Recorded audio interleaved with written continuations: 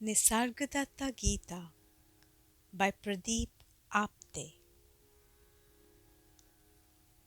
The borderline between I am, beingness, and I am not beingness is the precise location where the intellect subsides.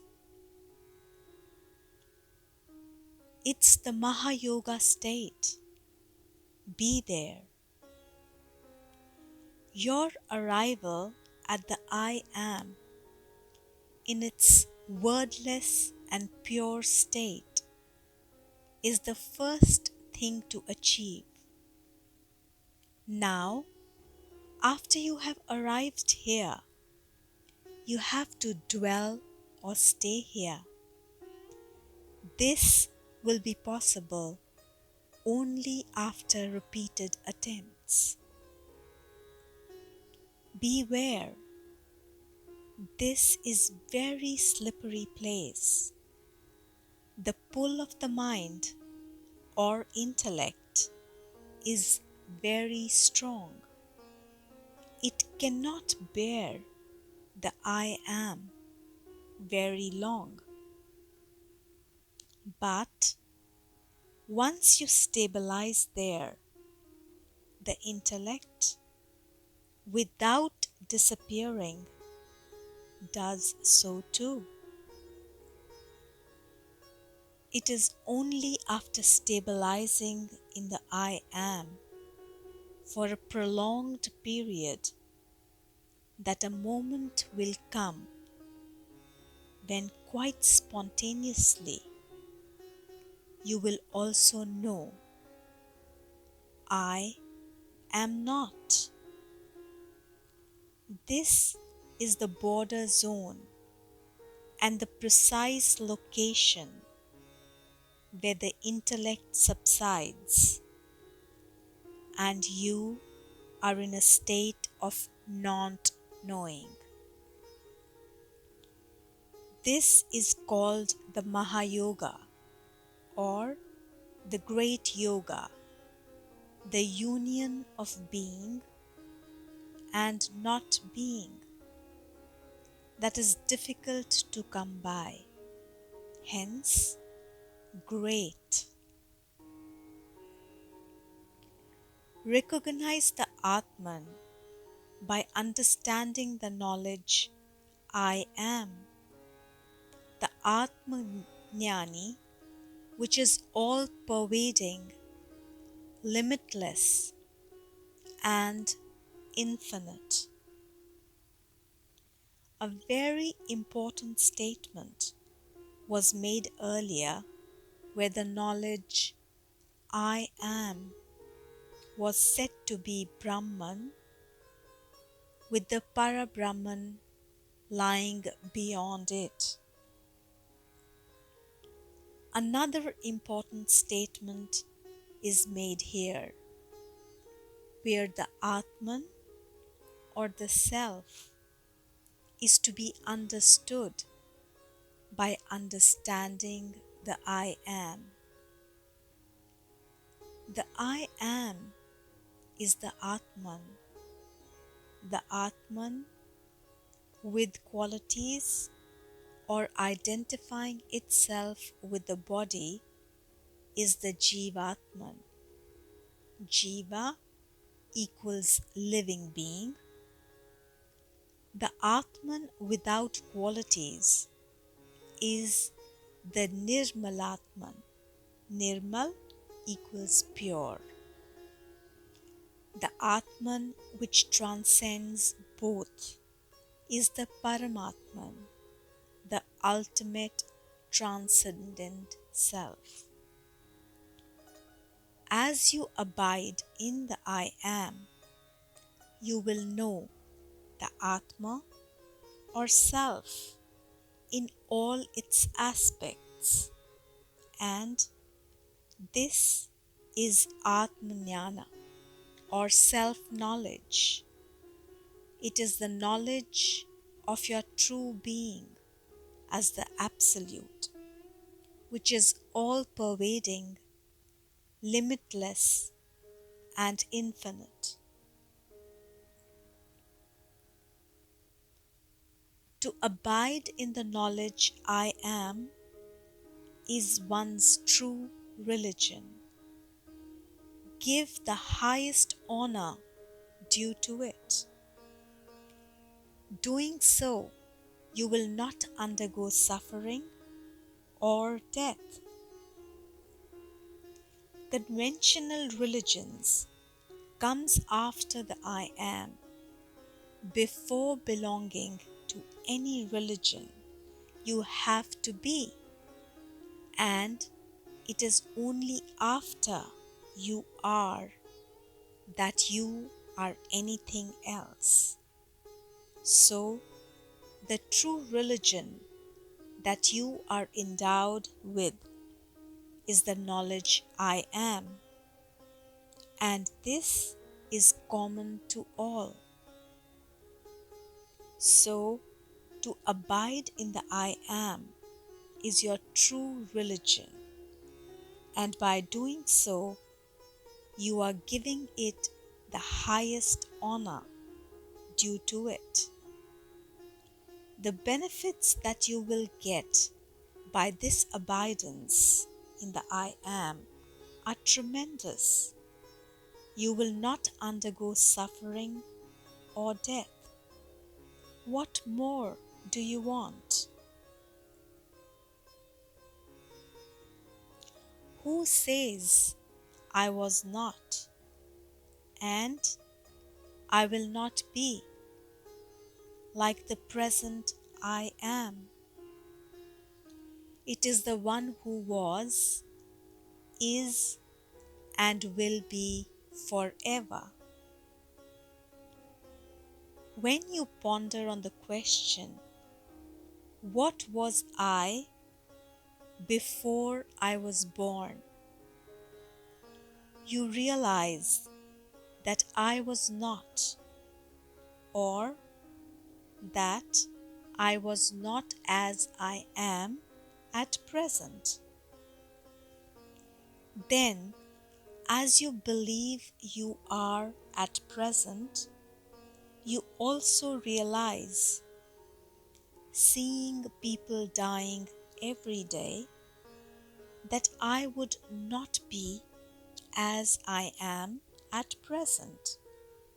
So, there are three things: I was not, I am, and I will not be. Who knows this? It is the unchangeable Absolute, the Parabrahman, or the true Self who was, is, and will be forever.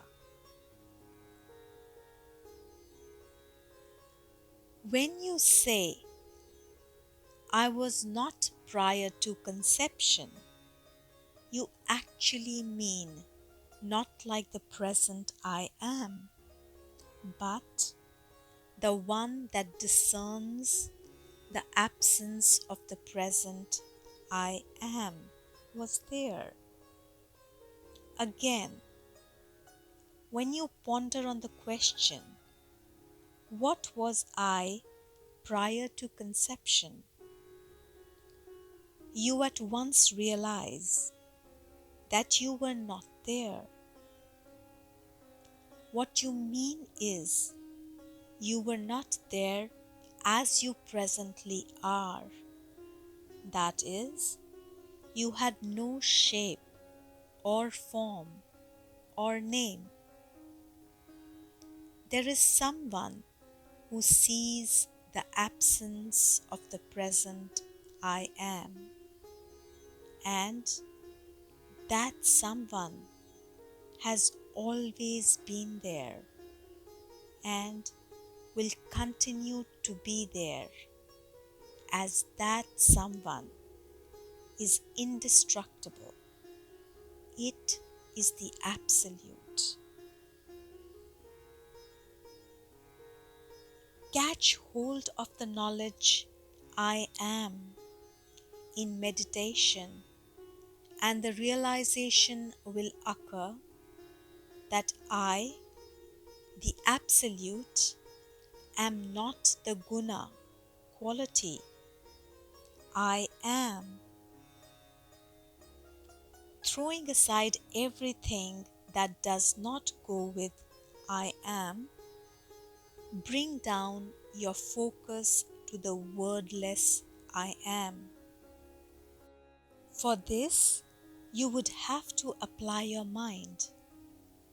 Go back and try to recollect the very first moment when you came to know that you are. That first nascent word-free I am is what you have to catch hold of during meditation. Dwell there and do not let it slip out of your hands. In the process, you will realize that you, as the Absolute, are not the quality I am, which in fact belongs to the body with its 5 elements, along with the 3 qualities. The 3 qualities being sattva, knowledge, rajas, activity, and tamas, inertia, of which the I am is sattva. Do nothing but stay in the knowledge I am, the moolmaya, or primary illusion, and then it will release its stranglehold on you and get lost. Once you have understood the knowledge I am, you have to do nothing but just abide in it. The I am is the primary illusion or concept and is also known as moolmaya, root maya. At present, you are in firm grip of maya, illusion. Come to the root of this maya, which is the I am. On abiding in the I am, in fact, you are now holding maya by the root or its neck. And what will happen now? Maya realizes its own existence is in danger and thus releases its stranglehold on you, runs away and vanishes. In deep meditation, infused only with the knowledge I am, it will be intuitively revealed to you as to how this I amness came to be. The Guru once again highlights the importance of meditation for the sadhak, aspirant, and this too is not something to be done casually, but in a very deep way. What is meant by deep? Deep means that you know nothing but the sense I am for a prolonged, uninterrupted period of time.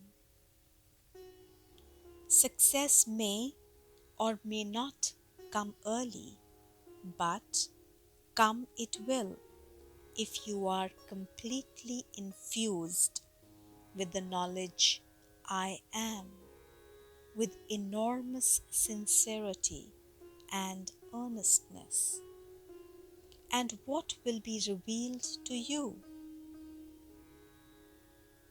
The I amness itself will tell its story, and you will come to know how it came to be.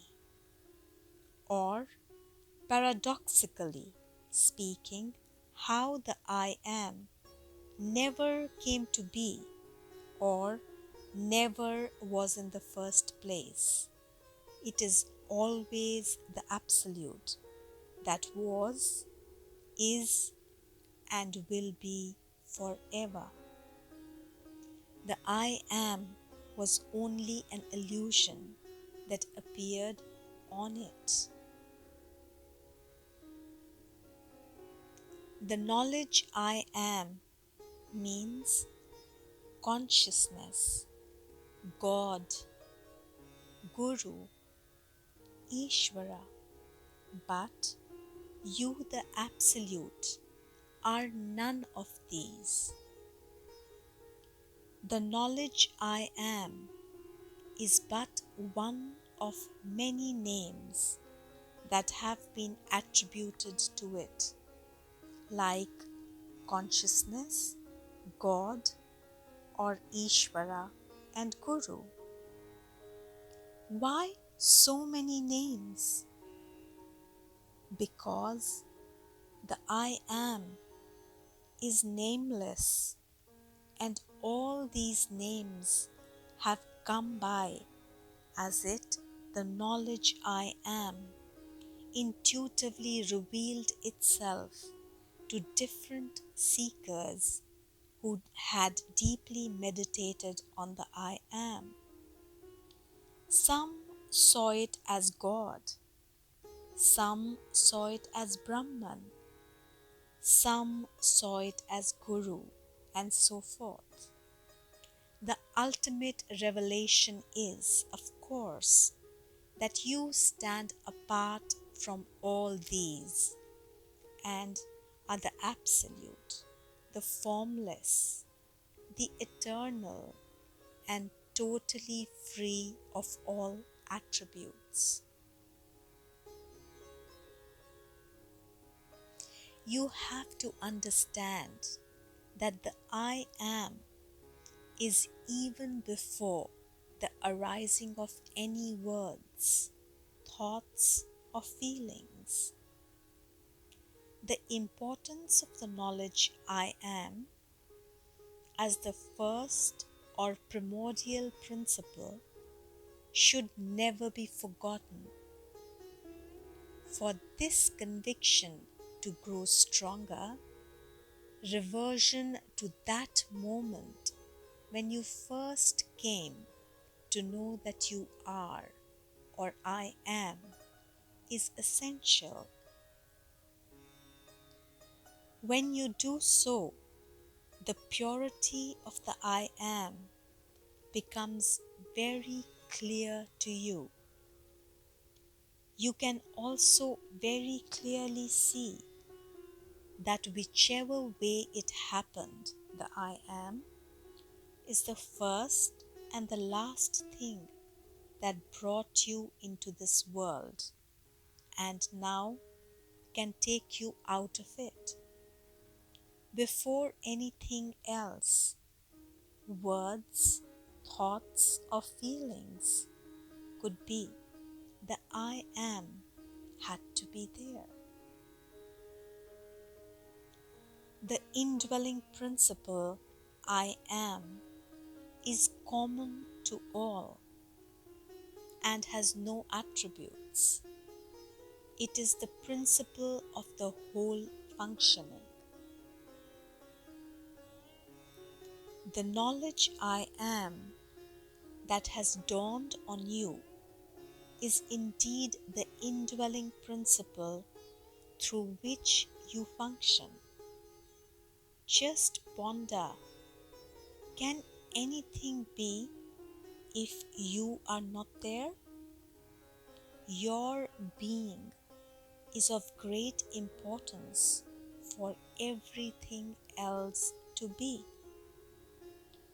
Prior to the arrival of this knowledge, I am, did you know anything? Or during deep sleep, when the I am is held in abeyance, do you know anything? This indwelling principle, I am, does not belong to any particular individual, but is common to all and has no attributes at all. Identify yourself with the highest principle in you, which is the knowledge I am. This will elevate you to the status of Brihaspati, the Guru of gods. Become completely one with the indwelling knowledge I am.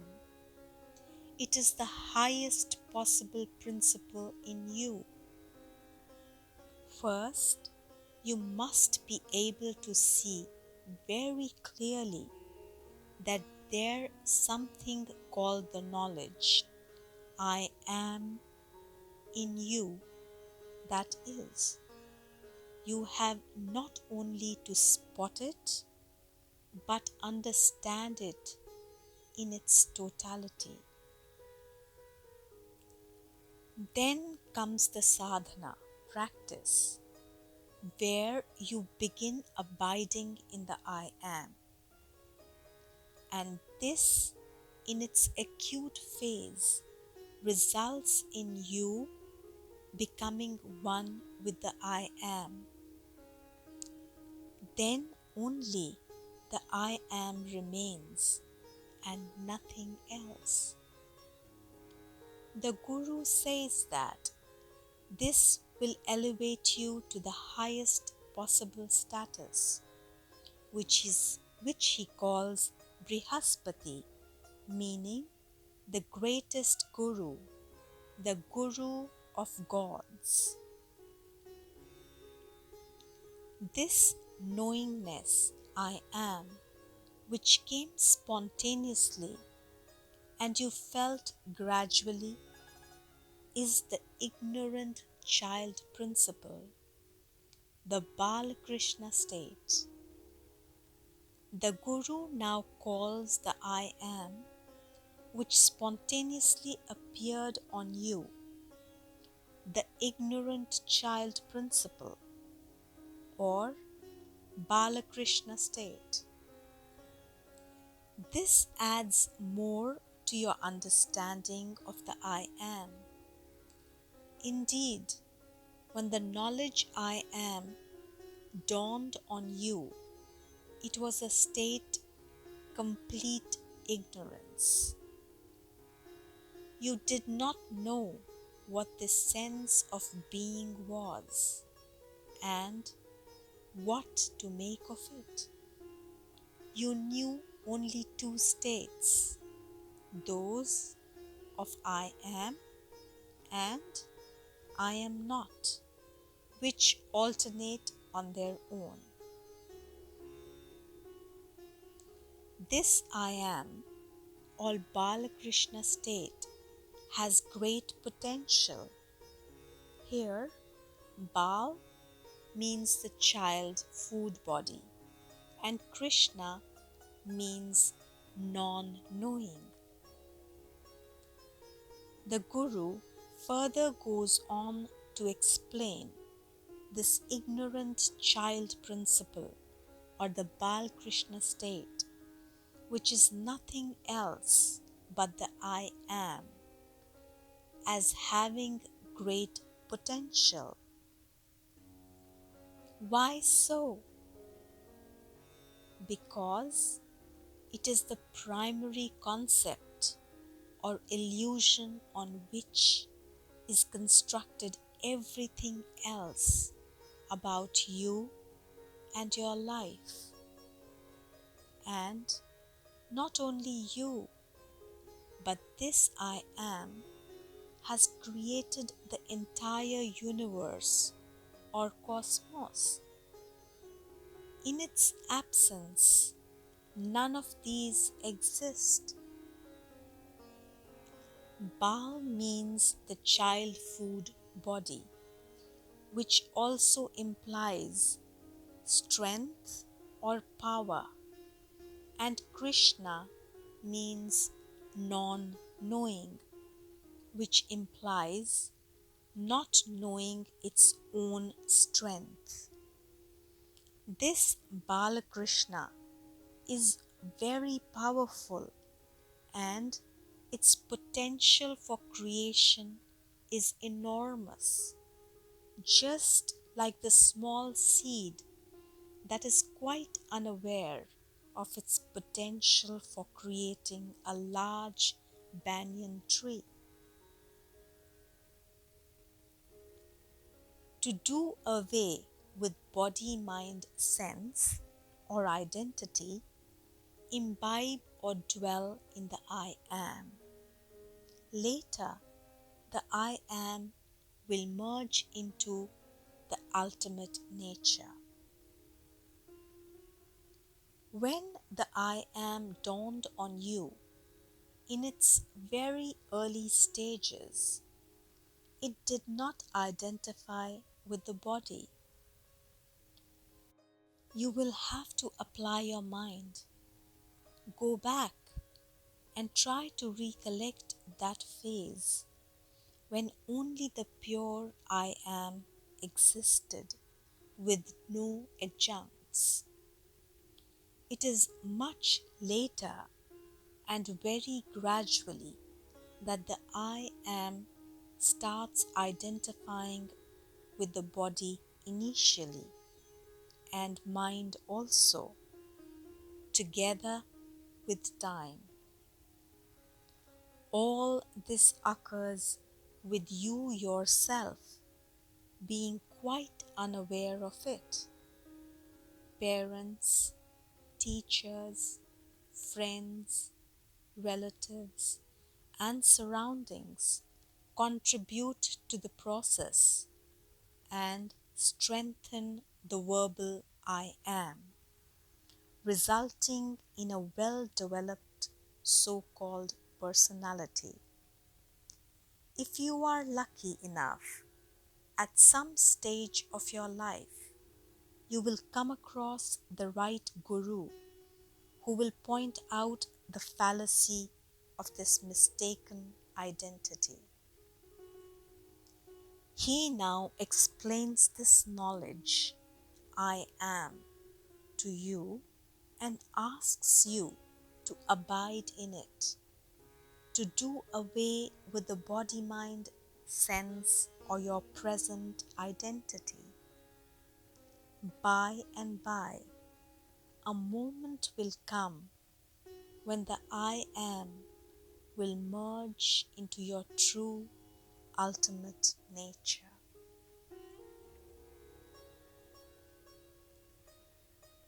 The highest type of rest is when I am and I am not are both forgotten. It is called Param Vishranti, which also means total rest, complete relaxation, or utter quietude in the highest state.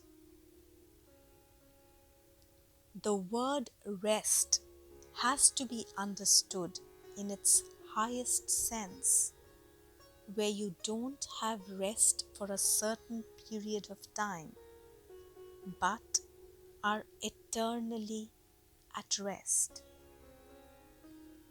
This stage has been called as Param Vishranti, or the highest and final rest.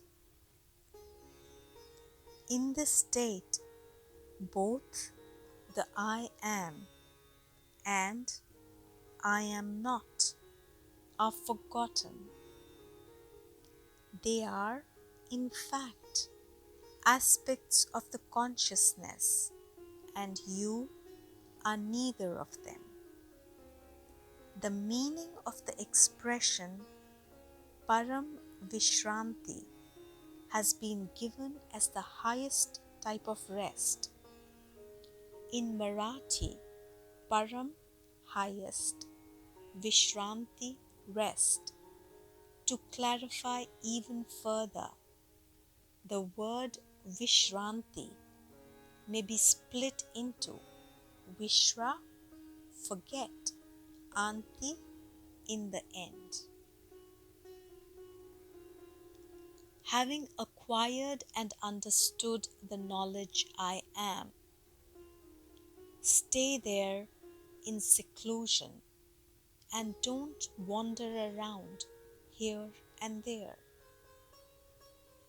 Getting stabilized in the knowledge I am, even after having understood it, is extremely difficult.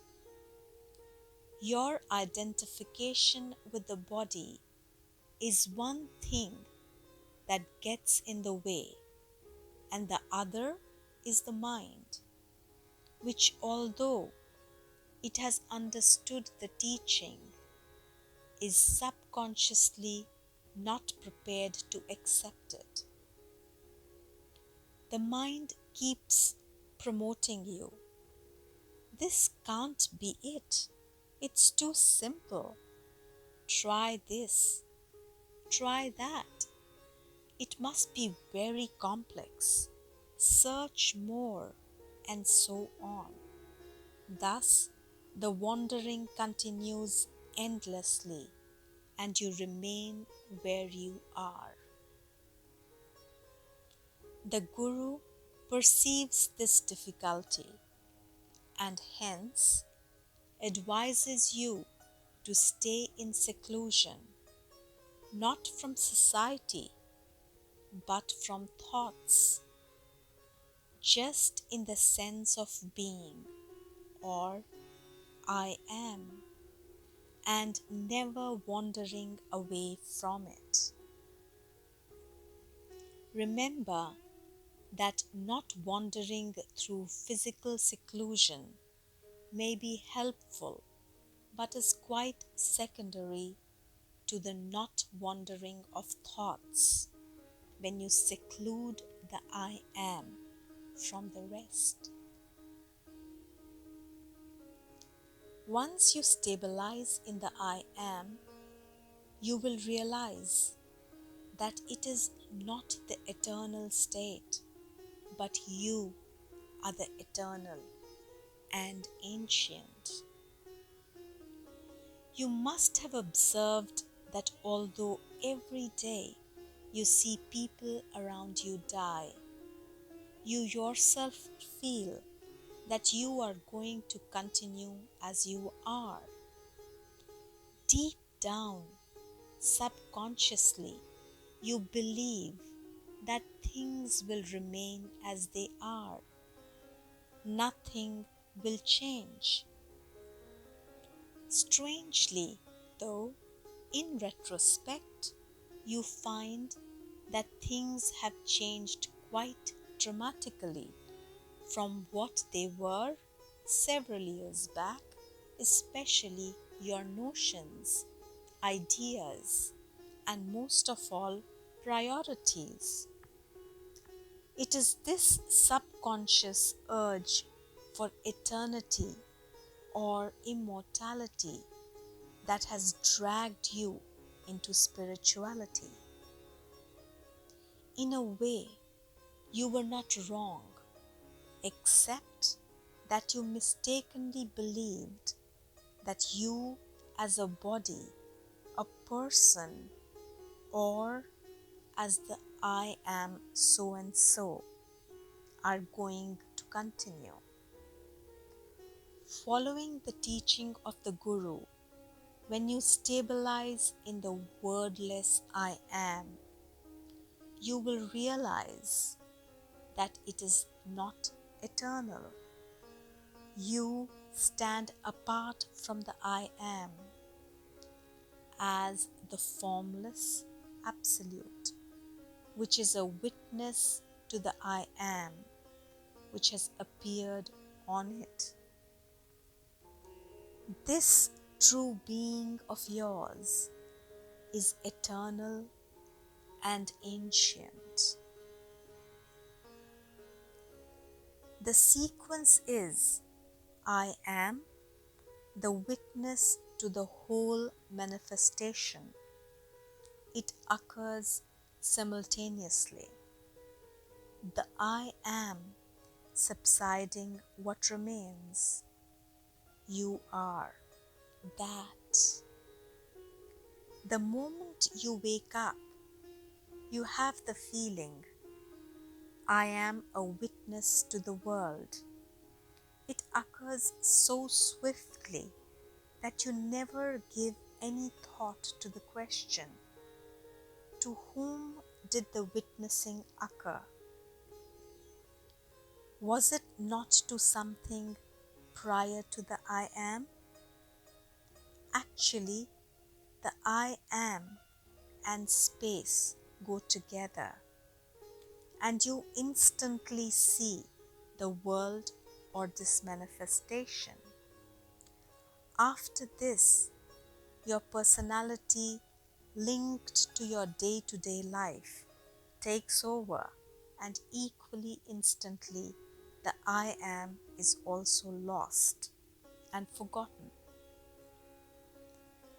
As you come back to the wordless I am and abide in it for a reasonable amount of time, one day it subsides. Then whatever remains, you are that.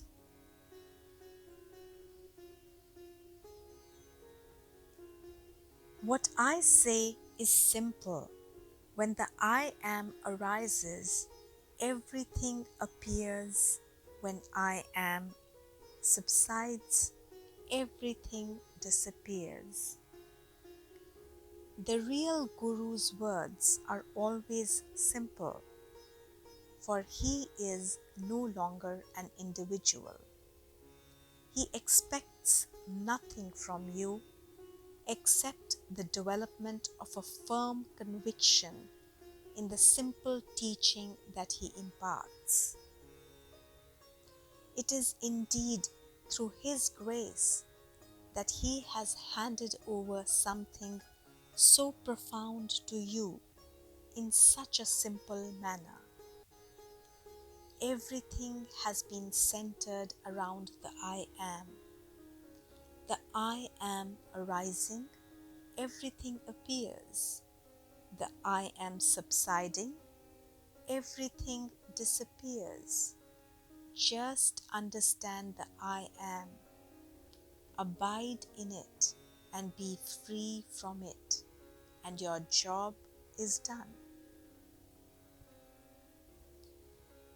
You want me to say something about the post I am manifestation while I am driving you to the pre-I am absolute. Just see how clear the Guru's intentions are. His sole concern is to drive you towards the absolute, which he says is prior to the I am. What can he say about the post-I am manifestation? Since you don't understand the state prior to your being, or rather, you have never known it or given thought to it, you urge him to say something that you know. You know a lot about the post-I am manifestation. You are comfortable with it. Hence, you would like to hear something in that domain only and not outside it. Now, put aside all that is post I am manifestation and try to focus on what the Guru is saying, which is about the pre I am or the absolute. I am not telling you what the real is because words negate that. Whatever I am telling you is not the truth because it has come from the I am. The utmost honesty of the Guru must be appreciated when he says that whatever he is telling you is not the truth. In fact, it makes your understanding more clear and emphasizes the total unreliability of words to realize the truth. But since we have no other means of receiving instruction from the Guru, he uses words and he makes it clear that the real is beyond words. The moment you utter a word, it must come from the I am, and the I am is false. I take you to the source I am again and again. On reaching and stabilizing there, you realize there is no I am. The Guru is tireless in his efforts and very generous indeed. All those who come to his door receive the same treatment, that is, they are taken to the source I am again and again. He does not talk about anything else. He wants to make the most of whatever time he has left in this physical body and impart his teaching to all those who come. He is hopeful that of the many that come, at least a few, or maybe only one, may understand what he is saying, get stabilized in the I am, realize its unreality, and be free from it. There is no explanation how this seed, this consciousness, or the knowledge I am has arisen. But once it has come, it keeps humming through the gunas. The arising of the knowledge I am occurs quite spontaneously, and there is no explanation as to how this seed consciousness came to be. Just as there is no explanation why a child likes to play. But once the knowledge I am arises, it likes to keep humming through the gunas, the three qualities that, along with 5 elements, make up the body. The word humming has been used because in Marathi, gungun means humming. You must know how this I am came about, as it is the only thing by which you can unravel the whole mystery. The key to this whole mystery of life lies in one and only one thing, and that is the knowledge I am. The I am has to be understood very clearly with no doubts whatsoever in your mind. If necessary, go through the words of the Guru again and again. Once having understood it, you will have to dwell or reside in the I Am, in its utmost purity, and then its relevance will stand exposed, and you will know about its arrival and departure. Onto your absoluteness, which is without form or shape, came this knowledge, I am, which is also without shape and form. Just think about what you were prior to conception. You were simply not there, nothing. So where is the question of form or shape in just infinite space? You were happily placed. There was no worry at all.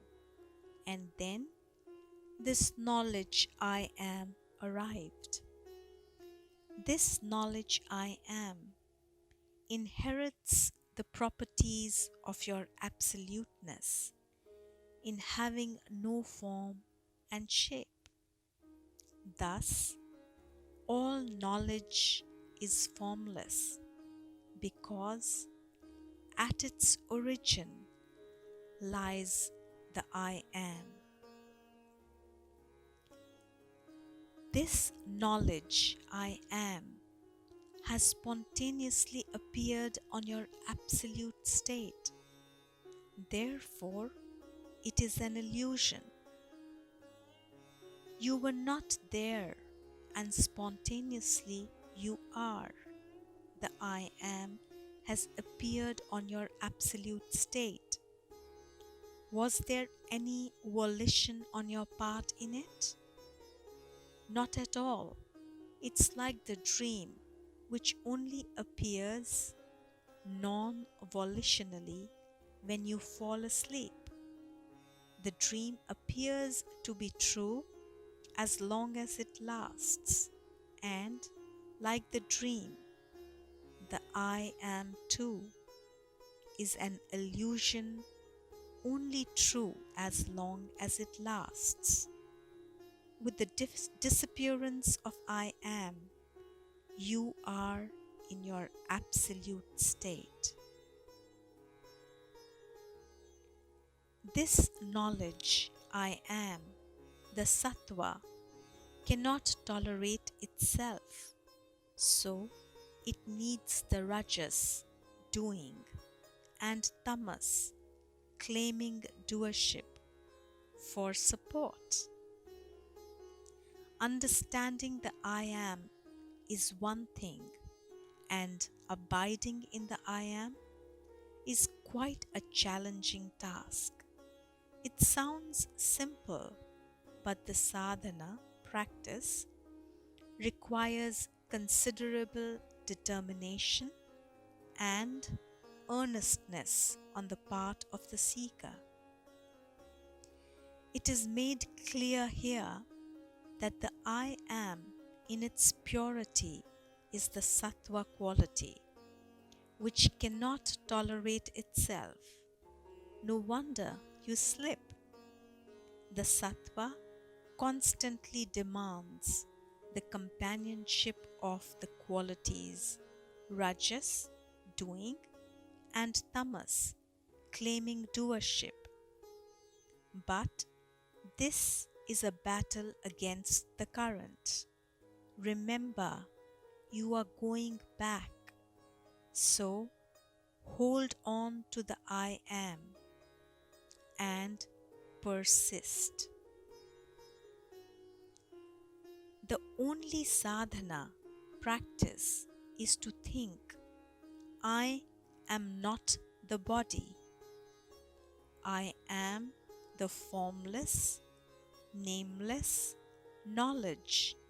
I am indwelling in this body. It is stated very clearly that there is only one sadhana practice to undertake, and that is to abide in the knowledge I am, indwelling in this body. This has to be done by bearing in mind three things. Firstly, that I am not the body. Secondly, that this knowledge is formless. And thirdly, that it is nameless or wordless. This can be done if you go back to the moment when this feeling I am first appeared on you. During the initial period that followed after its appearance, the I am was in its purest state, and these three criteria applied to it. This done, you will not need to do anything else. When you abide for a sufficiently long time in the I am, the knowledge I am itself will make everything clear to you. No external knowledge will be necessary. To begin with, the I am has to be completely understood and retraced back to its pure state when you were not aware of the body. At that time, the I am was wordless, formless, and purely a feeling that you are. Having caught the I am, you have now to abide in it for a sufficiently long time. This reversion and abidance will have to be done repeatedly. In the process, the knowledge I am will befriend you and reveal its secret, and then no external knowledge will be required.